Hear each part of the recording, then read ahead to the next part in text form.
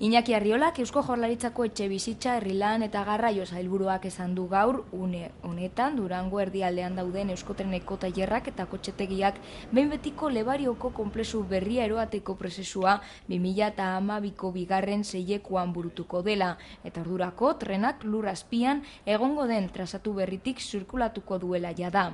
Arriolak Durango erdialdean hiritar guztiek erabiltzeko eta gozatzeko 60.000 metro karratu berreskuratzeko aukera emango duten azpiegitura berriak eraikitzeko lanetara egindako bisitan egin du aipatutako iragarpena.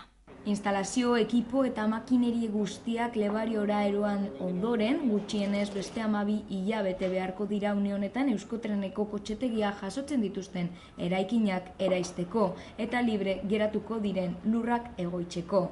Jarduketa horiei esker nabarmen hobetuko dira trenen igarotze maiztasunak eta ondorioz zerbitzuaren kalitatea.